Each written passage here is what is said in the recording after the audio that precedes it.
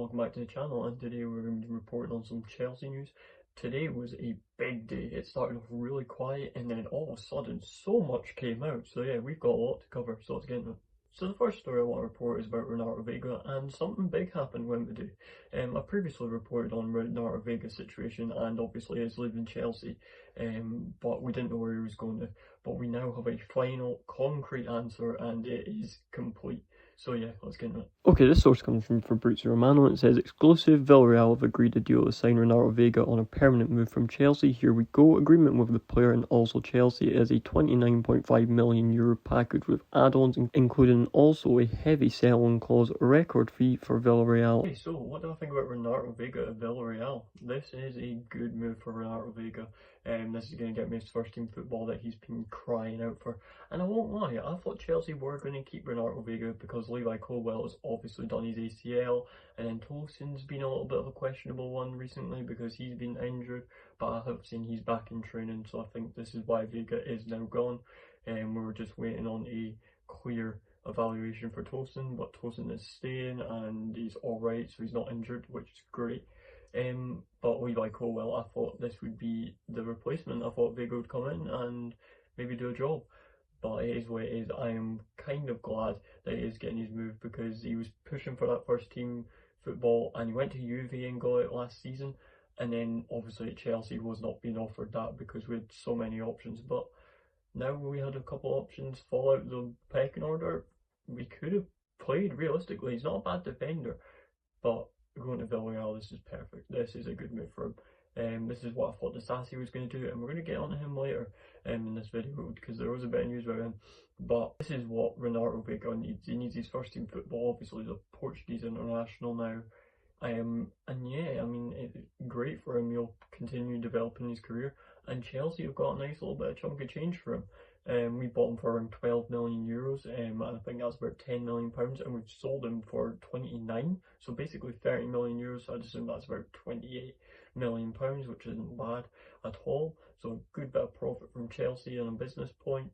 But yeah, hopefully Renato Veiga can go and tear up out in Villarreal. He'll start because Eric Bailly is no longer there, and that was my main point for Disasi going to Villarreal. If you'll remember my very first video, that is what we talked about, but nothing materialised from it.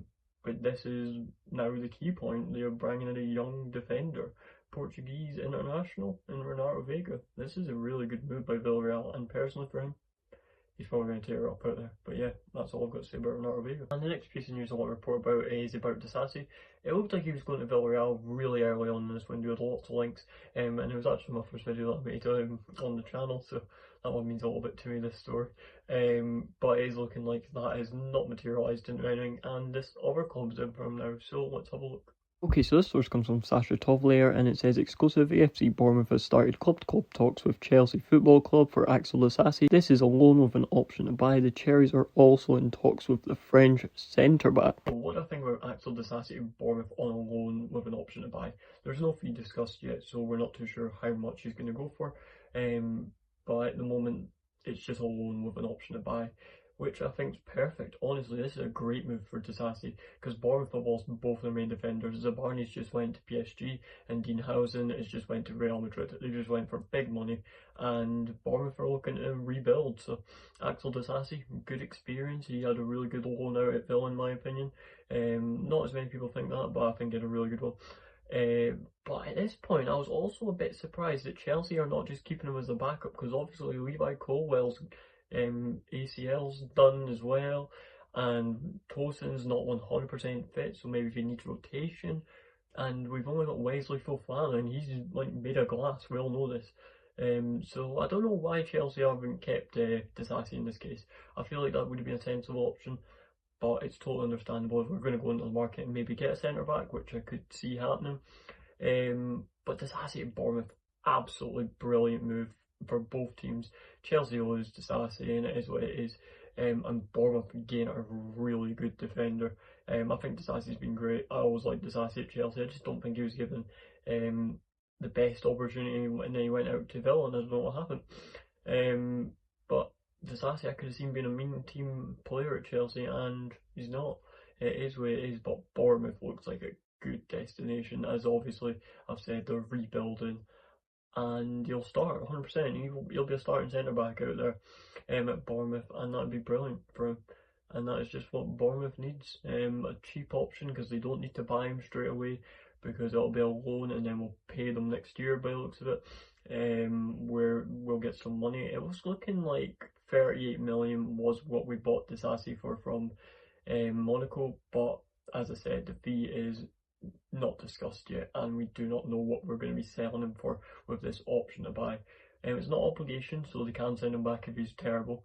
But yeah, that is it for Disasi. I think it was brilliant. Obviously, French international. It's probably a great move for Bournemouth. But yeah, that's all I've got to say about Disasi. Okay, so the next piece of news comes about Julio and Enciso, and this one came out of nowhere. I didn't see any reports about this.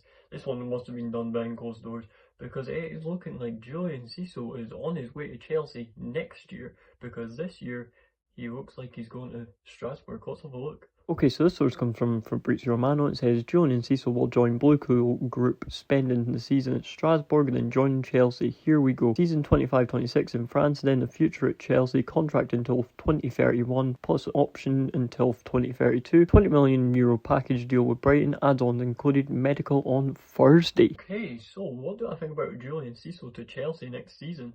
This is a brilliant deal, honestly. I really like Julio Enciso. He is a brilliant player, the Paraguay international, the main man for Paraguay. He's brilliant.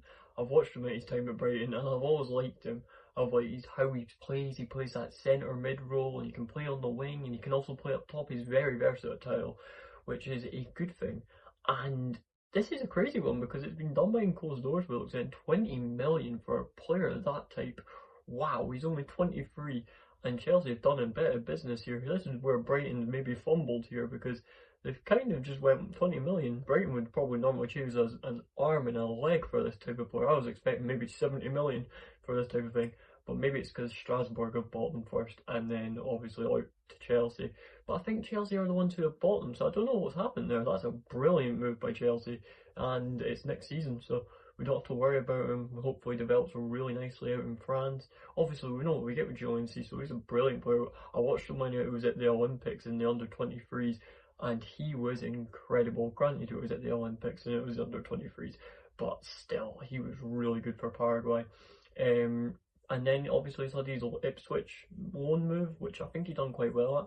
I don't think he had the best loan move because Ipswich weren't the best team and it wasn't most of the attacking football, but it is what it is. We'll see how he gets on at Strasbourg and then he comes to Chelsea for 20 million. This is an absolute steal. I just want to stress that. Julio Enciso is that type of player who can just create something out of nothing. I remember one of his brilliant goals. I think it was against Manchester City, outside the box, top bins, incredible. But yeah, Julio Enciso to Chelsea next season, first over at Strasbourg, then Chelsea, and it's until 2031, which I mean, he's got a lot of time to prove himself. But yeah, 23-year-old Julio Enciso to Chelsea next season. That is what I'm stressing. Yeah, that's about it by Julio Enciso. Okay, so the next thing I want to report is about Chelsea's kit. It's looking like the third kit's going to be dropped tomorrow, and at the time of recording, that would be technically today. It might be dropped by now, so if it's dropped, brilliant. But it's looking like we all know what the kit's going to look like. But yeah, let's have a look. Okay, so this is an official club statement from Chelsea. It says, every street in London tells a story. Tomorrow a new chapter begins, and then you can see the Nike 90 ball in the middle, and we all know what the third kit looks like, so this is very exciting. So what do I think about this announcement by Chelsea of the third kit being announced tomorrow? It's about damn time, as Stone Cold Steve Austin would say. But yeah, I'm expecting it to look really cool. Obviously we've seen like the leaks and the screenshots of people getting it in other countries. It looks cool from what I've seen, but the only thing I do think it needs is a sponsor. I think it needs a sponsor in the middle, and as we talked about in a previous video, Renato looks like it was going to be our sponsor, so that would look great in the middle of the kit. A fully blacked out kit with Renato. Oh, incredible. I cannot wait to see what this looks like. And yeah, that is what I will be hopefully getting at some point because I think it looks brilliant. It looks like everyone's saying it could be an all-timer, and I totally agree. But yeah, that's all I've got to say about the Chelsea third kit launch, technically. But yeah, and that is it. That is all the Chelsea transfer news I have to report today that involving the Renato Veiga situation, Axel Disasi, and Julio and Enciso, and then the third kit launch being tomorrow. But yeah, hopefully you enjoyed today's video. Like, subscribe, do all that good stuff, helps with the growth. I'm not going to get into it. You already know what I'm going to say, but yeah, I'm not going to get into it. But yeah, hopefully you enjoyed. I've been DGD, and that's it. Route to.